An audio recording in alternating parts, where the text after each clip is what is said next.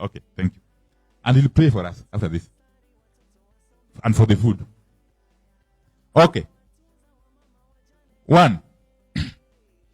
First, we want to acknowledge that no leader worth his salt can ever forget or ignore the contribution that this city and this region have made to our national greatness and progress on all fronts. 2. We also want to acknowledge that in this region, we do not imitate. We strive to be a model to others. 3. Here, we don't shy away from wars that matter. We were family in the first liberation war that gave us independence. We were family in the second liberation war that gave us multi-party democracy and restored our rights and freedoms and gave us a new constitution. 4. But we have fears now. And that is the reason we are gathering here today. 5. We fear that the window is closing on these rights and freedoms we fought for. Kenya Kwanza is clamping down on our gains. 6. Elections are beginning to count for nothing. The suffering of the people now count for nothing.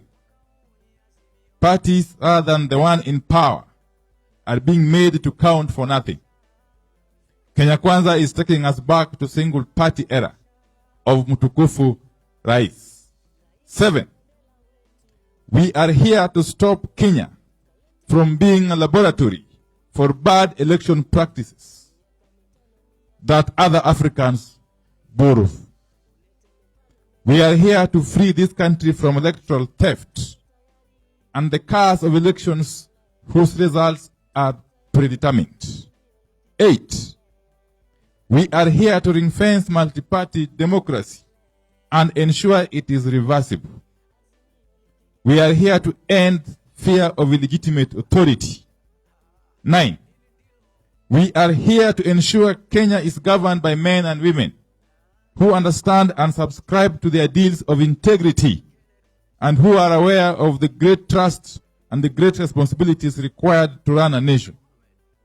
We are here to ensure Kenya is not governed by criminals and suspected criminals. 10. We are here to ensure government works and cares for the people. We are here to ensure that when people say the cost of unga, electricity, and school fees is too high, the government will listen. 11. And we are doing this for posterity. 12. We must free this country from electoral theft and the chaos of elections, of course, whose results are predetermined.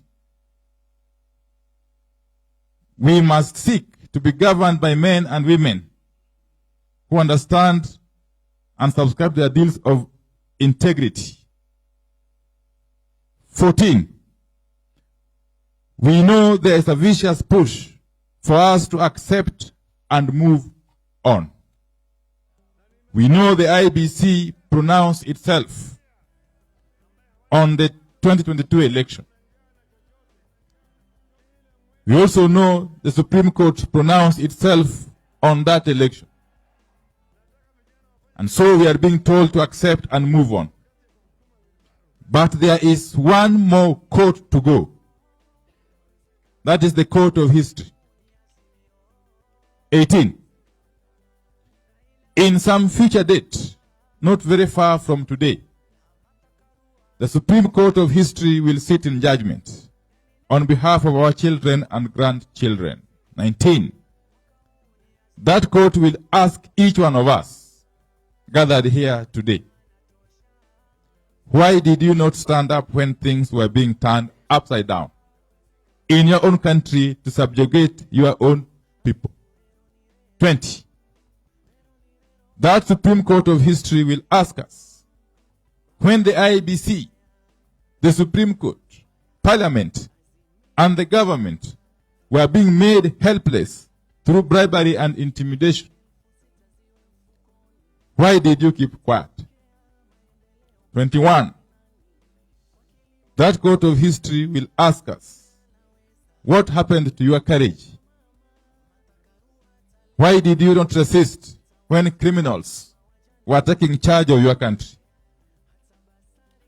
Why did you not speak out for your people when they could not afford food, school fees, medicine, and electricity? 22. That court of history will ask us, why did you not speak for your people when taxes weighed them down? What happened to your voice? What happened to your courage? 23.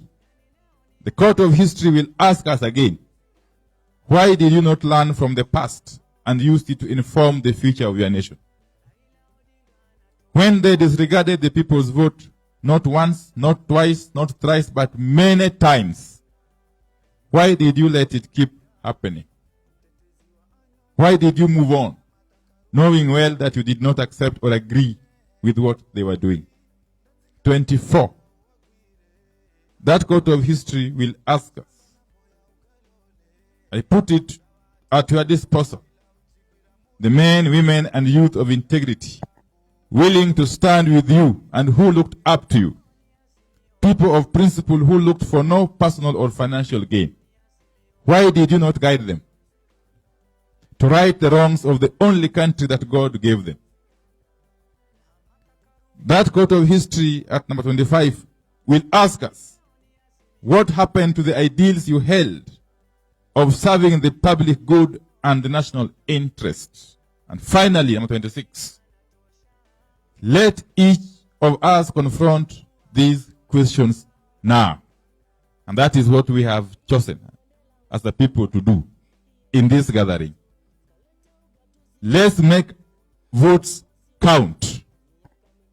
Let's restore integrity in public service. Let us put the welfare of our people at the center of government. And let us do these things now. It is now or never. And those are the resolutions of the Pinya Wachotu as we proceed to the People's Baraza at the Moi Stadium. Thank you very much. God bless.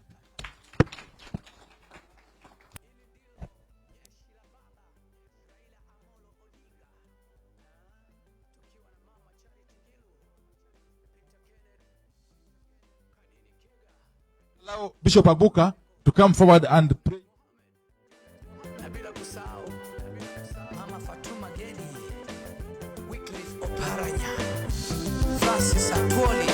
Salimie SK Macharia, kijana Boga Gi, mwambie Profesa Boga kaunti yake gavana 002. Hapo ndo timu ushindi.